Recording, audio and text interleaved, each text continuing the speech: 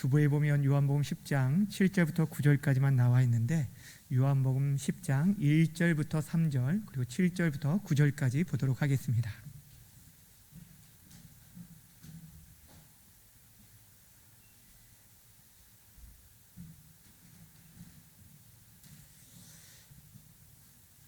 다 찾으신 줄 알고 한 절씩 교독하도록 하겠습니다. 내가 진실로 진실로 너희에게 이르노니 문을 통하여 양의 우리에 들어가지 아니하고 다른 데로 넘어가는 자는 절도며 강도요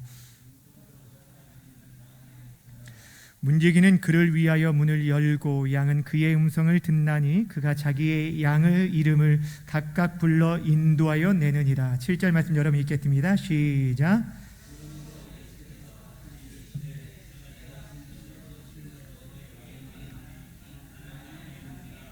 나보다 먼저 온 자는 다 절도요 강도니 양들이 듣지 아니하였느니라.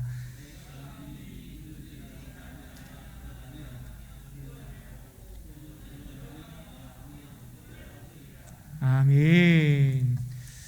오늘 이 시간에는 나는 양의 문이다 라는 제목으로 말씀 증거하도록 하겠습니다. 따라합시다. 나는 양의 문이다. 오늘은 우리가 예수님의 자기소개 세 번째 시간으로서 나는 양의 문이다에 대한 내용을 함께 살펴보려고 합니다. 요한복음에 보면 예수님께서 자기 자신을 계시해 주면서 구약에서 하나님께서 자신이 하나님 되심을 나타내는 나는 누구이다 라는 이 표현을 헬라어로 에고 에이미라는 이 표현을 사용하셔서 자신이 하나님께서 보내신 메시아요 그리스도이심을, 즉 그분이 하나님이심을 우리에게 계시해 준 것이 7곳이 등장을 하게 됩니다. 우리가 이미 살펴보았던 첫 번째 내용은 무엇이었냐면 예수님께서 생명의 떡이다 라는 말씀을 하셨고, 자신을 향해서 또 두 번째 말씀하신 것이 나는 세상의 빛이다 라고 말씀하셨습니다. 오늘 우리가 읽은 이 요한복음 10장 전체에 보면 나는 누구이다 라는 자기선언이 사실 두 가지가 나옵니다. 하나는 나는 양의 문이다 라는 것과 또 하나는 나는 선한 목자다 라는 것입니다. 사실 이 두 가지는 연결이 되는 것인데 서로 밀접한 관계를 가지고 있는데 오늘과 다음 주 해서 나누어서 나는 문이다 라는 것을 양의 문이다 라는 것을 먼저 살펴보고 다음 주에 나는 선한 목자다 라는 것을 살펴보도록 하겠습니다. 당시 이제 구약 성경에도 보면 하나님과 우리와의 관계를 여러 가지로 비유로 말씀하신 바가 있는데 그 가운데서 양과 목자의 비유를 통해서 우리와 하나님과의 관계를 비유한 내용들이 참 많이 있습니다. 대표적으로 우리가 기억나는 게 무엇이냐면 시편 23편, 다윗의 시인 이 시편 23편을 통해서 양과 목자의 관계를 우리가 잘 알 수가 있습니다. 당시 유목민들이 많았기, 팔레스틴의 유목민들이 많았기 때문에 양과 목자의 관계는 그들이 친숙하게 이해할 수 있는 내용이었습니다. 특별히 오늘 본문을 좀 이해하기 위해서 당시 목자들이 양을 치는 그 배경들을 좀 이해를 하셔야 하는데, 당시 목자들은 자신이 거두고 있는 양이 수십 마리 정도 되어진다면 그 양떼들을 꼴이 있는 곳으로 인도하여서 먹이다가 밤이 되어지면 그 지역의 공동 우리, 이 공동으로 양들을 모아놓는 그 우리에 보관하게 되어집니다. 넣게 됩니다. 그리고 그 아침에 자신의 양의 이름을 부르게 됩니다. 우리 요즘 이제 반려견이나 반려묘들 자기 이제 이름들이 있는 것처럼 당시에 그 양들의 이름을 불러가서 또 그 다음 꼴이 있는 곳으로 이끌게 되어집니다. 개인의 우리를 가지고 있는 사람들도 있었습니다. 어느 정도 큰 규모를 가지고 있는 사람들이 그 양의 우리를 돌담으로 쌓아서 양이 뛰어넘지 못할 정도의 높이로 쌓았고, 이 돌담이 낮으면 그 위에 가시덤불을 두어서 빙 두르고 그 앞에 출입구를 하나를 두는데, 이 돌담과 돌담 사이에 출입구가 있는데 그 앞에 문지기가 지키든지 아니면 홀로 개인 우리를 가지고 있는 사람은 목자가 그곳에서 문지기 겸 문의 역할을 하게 됩니다. 그리고 실제 그 당시에는 목자들이 그 문에 누워서 밤을 지새며 잠을 청하였습니다. 여러분 지금도요, 제가 최근에 읽은 책의 내용에 보니까 실제 지금 팔레스틴의 그 목동들의 삶을 기록한 책을 읽었는데, 그들은 지금도 그 양떼들을 떠나지 않아요. 밤에 잠잘 때도 그 우리 옆에 텐트를 치고서라도 그 추운 밤을 견디면서 양을 떠나지 않는 모습을 보게 되어집니다. 근데 오늘 성경에 예수님께서 자신과 양과 우리와의 관계를 양과 목자의 관계로 소개하면서 친히 자신이 양의 우리라라는 말씀을 해 주십니다. 오늘 이 말씀을 통해서 우리에게 주시는 몇 가지 사실들을 통해서 우리에게 주시는 교훈들을 발견하길 원하는데, 첫 번째 우리가 알 수 있는 이 사실은 무엇이냐면, 이 문을 통해서만 양의 우리 안으로 들어갈 수 있다라는 사실입니다. 1절 말씀 다시 한번 읽도록 하겠습니다. 1절입니다. 시작. 내가 진실로 진실로 너희에게 이르노니 문을 통하여 양의 우리에 들어가지 아니하고 다른 데로 넘어가는 자는 절도며 강도요. 아멘. 여기 보시면 문을 통하여 양의 우리에 들어가지 아니한다라는 표현이 있는데, 결국에 문을 통해서만이 양의 우리로 들어갈 수 있다라는 것입니다. 여러분 양의 우리, 양들이 거하고 있는 그곳을 한번 생각해 보세요. 이 우리를 가리켜서 루터는 이것은 곧 교회를 말한다라고 말했고, 또한 칼빈은 이 우리는 하나님의 백성의 공동체다라고 말했어요. 둘 다 똑같은 말이에요. 여러분, 교회가 어떤 곳입니까? 교회는 1차적으로 이 건물을 의미하는 것이 아닙니다. 우리가 이 건물은 어찌 보면 우리가 하나님을 예배하는 예배당이잖아요. 이 예배당에 들어올 때 이제 문을 통해서 들어오지만, 실질적으로 하나님의 백성된 공동체, 즉 예수를 주로 고백하고 믿는 공동체 안에 그 멤버십이 되어진다는 것은 단순히 등록카드를 작성하고 내가 들어오겠습니다 라고 되어지는 문제가 아니라, 실질적으로 문이라는, 오늘 성경이 말하는 문을 통과해야만이 이 양의 우리에 들어올 수 있음을 말씀해 주고 있다라는 것입니다. 여러분, 왜 양이 우리 안으로 들어와야 하는 줄 아십니까?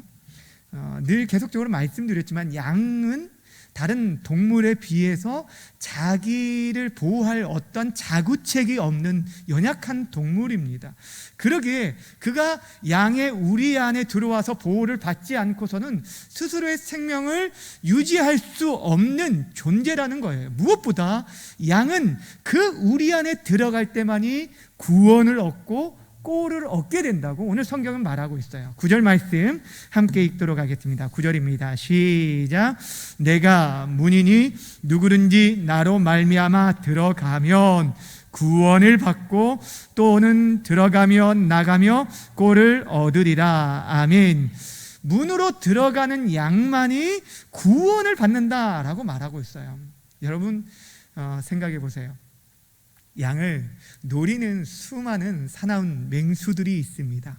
그런데 이 우리 안에서는 그들이 다른 맹수의 어떤 위협으로부터 자유로울 수 있어요. 그 안에, 우리 안에서 뭐 장난치다가 넘어질 수도 있고 코가 깨질 수도 있고 그럴지 모르지만, 그럼에도 불구하고 맹수의 위협으로부터 보호받을 수 있는 곳이 이 우리라는 거예요. 또한 이곳에 있으면 보호를 받을 뿐 아니라 그 다음에 내가 어디로 가야 할지 고민할 필요가 없이 목자가 그들을 꼴이 있는 곳으로 인도하여서 그들의 필요를 공급해 주신다는 거예요. 다시 한번 말씀드리면, 우리를 보호해 줄 뿐 아니라 인도해 주시고 또한 공급해 준다는 거예요. 여러분, 문이신 이 문을 통과할 때 양을 목자가 하나하나 확인을 합니다. 양의 상태를 확인하고 양의 개수를 확인하고, 그리고 그 몸에 상처가 있으면 그때 기름을 발라서 그들의 상처를 치유해지는 역할까지, 그 모든 돌봄이 어디에서 이루어지냐면 양의 문을, 그 목자의 문을 통과할 때는 거예요. 양의 우리를 통과함으로 말미암아 그들은 쉼을 얻습니다. 안식을 누립니다. 시편 4편의 말씀처럼 내가 평안히 눕고 자기도 하리니 나를 안전히 살게 하시는 이는 오직 여호와 하나님이시다라고 말하는 것처럼, 이 양들에게 있어서는 양의 우리가 그러한 곳이라는 거예요. 그들에게는 안식처요, 평안이요, 보호를 받을 수 있는 곳이다라는 것입니다. 이 구원과 꼴, 이 구원과 꿀, 이 양에게 있어서 그 모든 것이 구원이에요. 그러니까 구원과 꿀을 얻는데 누가 얻을 수 있느냐? 모든 양이 누릴 수 있는 것이 아니라 어떤 양이요? 문을 통과한 양만이 누릴 수 있다라는 거예요. 이렇게 문을 통과해 양의 우리에 들어가는 것이 중요한데, 오늘 성경은 예수님께서 바로 내가 그 양의 문이다 라고 말씀하셨다는 거예요. 앞에서 말씀드린 것처럼 문이 있습니다. 근데 그 문은 단순한 문이 아니에요. 양의 우리에 들어갈 수 있는 문이고, 그 안에 들어가면 구원을 얻고 꼴을 얻을 수 있다는 거예요. 그런데 그 들어가는 구원의 문, 그 문이 누구냐면 바로 예수님께서 내가 바로 그 문이야 라고 말씀하고 있어요. I am a door로 말하는 게 아니에요. 나는 여러 문 중에 하나야 라고 말하는 게 아니라 앞에서 말했던 그 구원의 문, 그 유일한 문이야 라고 말하고 있다는 거예요. 이것이 참 중요합니다. 여러분, 우리가 이 성전에 들어올 때 사실 뭐 이렇게 지하를 통해서면 이쪽 문으로도 들어올 수도 있고, 여기 비상문도 있습니다. 비상문도 있고, 현관 우리가 늘 출입하는 문도 있습니다. 어떻게든 들어올 수 있는 문들이 있지만, 실질적으로 우리 주님을 예표하는 구약의 노아의 방주를 생각해 보십시오. 당시에 노아의 방주는 지금 하나님의 진노의 심판 가운데, 물 심판 가운데 유일하게 구원받을 수 있는 곳이었어요. 근데 그곳에 들어갈 수 있는 문은 여러 개가 아니라 단 하나만 만드셨어요. 그 하나의 문처럼 오늘 우리에게 있어서 구원의 문이 단 하나라는 거예요. 구약시대에 하나님의 백성들은요, 사실 어땠냐면 그들은 혈통적으로 아브라함의 자손들, 이스라엘 백성으로 태어나면 저절로 하나님의 백성으로 여겨졌어요. 근데 신약에서 하나님의 백성들은 다른 게 아니라 문 대신 예수님을 통과한 자만이 그 자가 하나님의 백성이 된다라고 말씀하고 있어요. 이거에 대해서는 성경이 구원의 유일성에 대해서는 결코 타협하지 않습니다. 구원의 절대성에 대해서는 누가 뭐라 해도 우리는 그것들을 믿고 주장하고 따라가고 있습니다. 여러분 생각해 보세요. 이 세상에 참 유일한 것들이 참 많이 있어요. 태양계에 태양이 하나 있는 것처럼 우리를 낳아준 생물학적인 아버지가 한 분이시고 생물학적인 어머니가 한 분이셔요.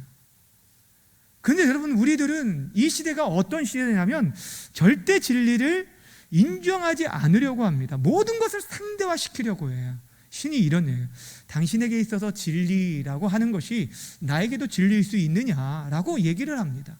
그러다 보니까 이것도 좋고 저것도 좋게 얘기하면서 종교에 대해서도 이 종교에서 말하는 것도 구원의 길이 있고 여기도 종교의 구원의 길이 있다. 모두가 산에 가면은 여러 길이 있는데 그 길이 결국에 정상에서 만나는 것처럼 종교라는 것이 바로 그렇지 않느냐라고 말하면서 종교다원주의자들의 말을 그렇습니다. 요즘은요, 사람들이 그 진리를 상대화시키면서라도 관용을 베푸는 자들 좋은 사람이라고 말해요. 끝까지 우기는 사람은 저는 꼰대라고 말하고 저 사람은 좀 딱 맡겼다라고 얘기를 해요. 근데 여러분, 사실 그렇게 말하는 사람들도 물질에 관련된 것들에 대해서는 굉장히 절대적인 가치 기준을 내세워요. 예를 들어 볼까요? 만약에 제가 여러분이 누군가에게 돈을 10,000원짜리를 10장을 빌려줬어요. 자, 어려운 문제 아니에요. 자, 10장을 빌려주면 얼마예요? 10만 원입니다. 10만 원을 빌려갔어요. 근데 그 사람이 1,000원짜리 10장을 가지고 와서 내가 지난번에 빌린 돈 갚는다고 딱 내밀면 여러분은 그걸 받겠어요? 우선은 받고 또 9만 원 받으면 되겠죠. 예. 그런데 그 사람이 말하는 거예요. 아니, 나는 다 갚았다는 거예요. 10,000원짜리 한 장이나 1,000원짜리 한 장이나 그게 그거 아니냐, 내 기준에서는, 내 판단에서는 그렇다라고 말한다면 그 말을 여러분 용납해 줄 수가 있을까요? 사실 그럴 수가 없는 거예요.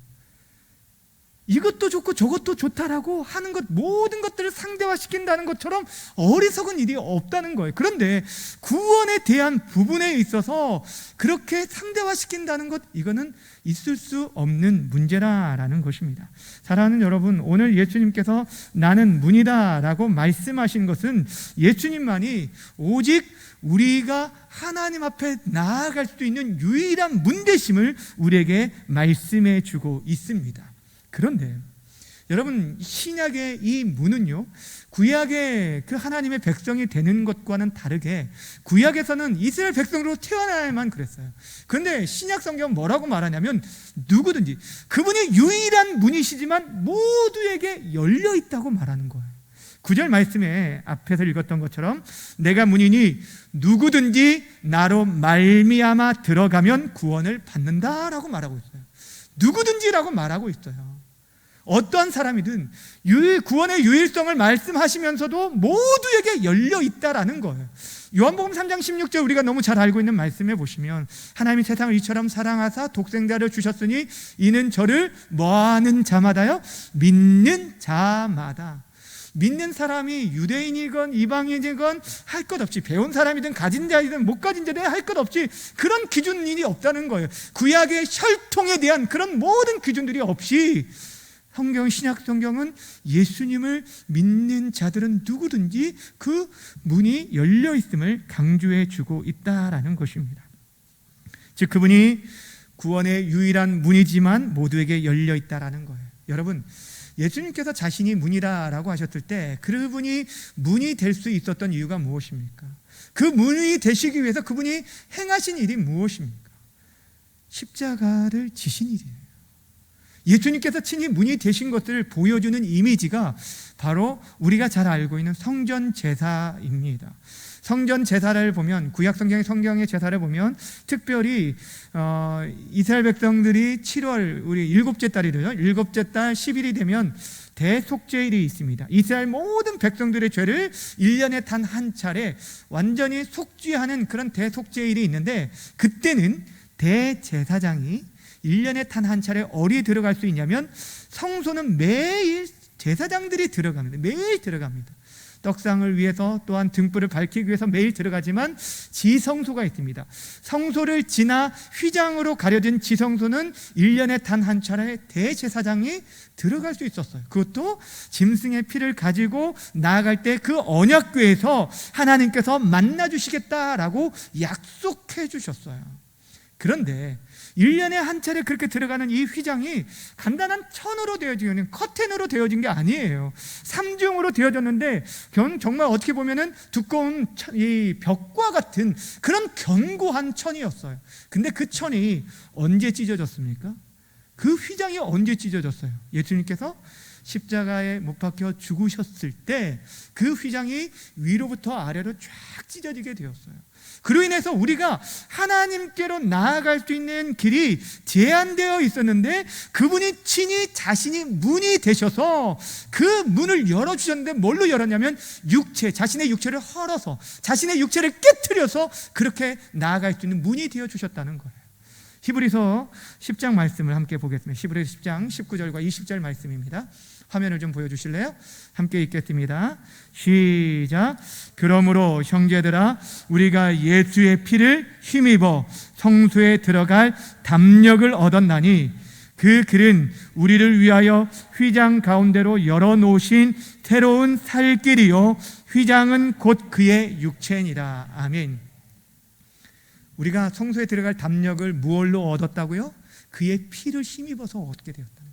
그의 피, 예수님의 십자가로 말미암아 우리가 그분 앞에 나아갈 수 있게, 하나님 앞에 나아갈 수 있는 길이 열렸다는, 새롭고 산 길이라는데, 그 휘장을 지나게 하시는데 그 휘장이 어떻게 찢었냐면 예수님이 육체다, 이 휘장은 예수님의 육체라고 하시면서 자신의 육체를 찢으셔서 친히 우리의 문이 되셨어요.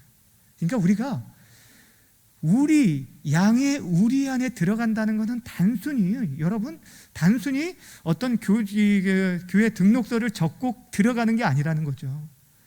그 십자가 지신 주님을, 피 묻은 주님을 통과하는 거예요. 우리 찬양이 있죠. 보혈을 지나 아버지 품으로, 보혈을 지나 하나님 품으로 담대히 나아가네. 이 찬양이 말 그대로 그래요. 하나님 앞에 나아갈 때 그 피 묻은 주님을, 보혈을 의지할 때만이 우리가 그분 앞에 담대히 나아갈 수 있게 되어진다라는 것입니다. 새롭고 산 길이 열리게 되었어요. 그래서 예수님께서 친히 나는 양의 문이다, 누구든지 내 문을 통과하는 자, 나로 말미암아 들어가면 구원을 받고 꼴을 얻을 것이다 라고 말씀해 주신 것입니다. 여러분, 중요한 것이 무엇이냐면 이 유일한 구원의 문, 이 문이 모두에게 열려 있는데 아직까지도 열려 있다라는 거예요. 여러분, 예수님 시대뿐 아니라 지금 이 성경에 말하는 시대뿐 아니라 지금도 우리에게 열려 있는데, 더 중요한 게 뭐냐면 이 문이 언제까지 열려 있는 것은 아니라는 것입니다. 무슨 말씀인지 아시겠어요? 노아의 방주가요, 짐승들과 또한 노아의 가족들이 들어갈 때 문이 열렸습니다.